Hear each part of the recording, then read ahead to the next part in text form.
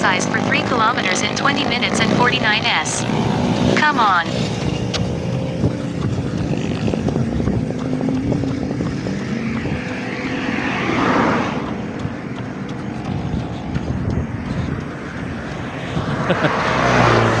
Okay, may gala. Patong tulo. Update niya.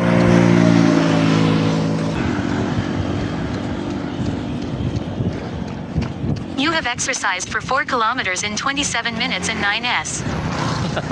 Okay, may gala. Papunta ta. Update niya. You have exercised for 5 kilometers in 33 minutes and 17 s. Great work. Okay, may gala. Kalimata.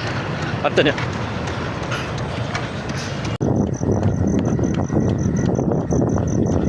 You have exercised for 6 kilometers in 39 minutes and 38 s. Kumigala. Matuunom. You have exercised for 7 kilometers in 46 minutes and 13 s. Give yourself a break. Okay, may gala. Naka pito na ta. Padayon. You have exercised for 8 kilometers in 52 minutes and 32 s. Okay, may gala. Palo na ta. Update niya.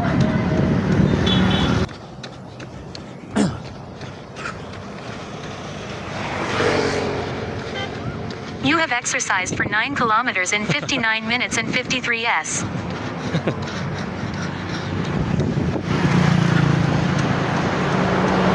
Okay, may gala. Siyam na ta. Update niya. Mag water replenish at kay dagan ang singot na nawala. Okay, all right.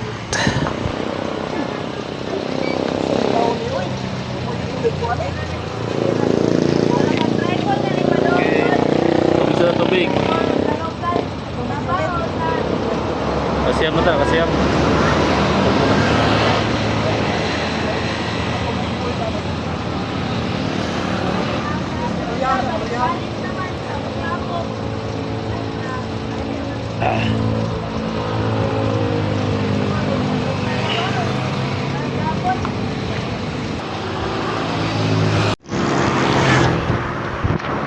May gala. Pulo na ta. Update niya.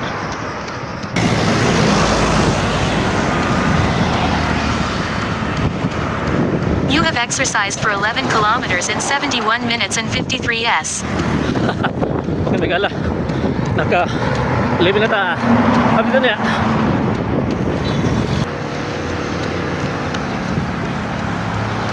You have exercised for 12 kilometers in 77 minutes and 56 s. Okay, may gala. Kadusin na ta. Update niya.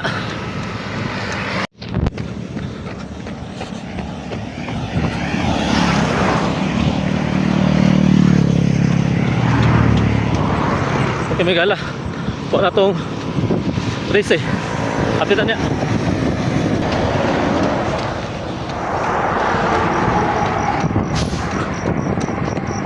You have exercised for 14 kilometers in 90 minutes and 31 s. Okay, may gala. Kuha na itong 14. Update niya.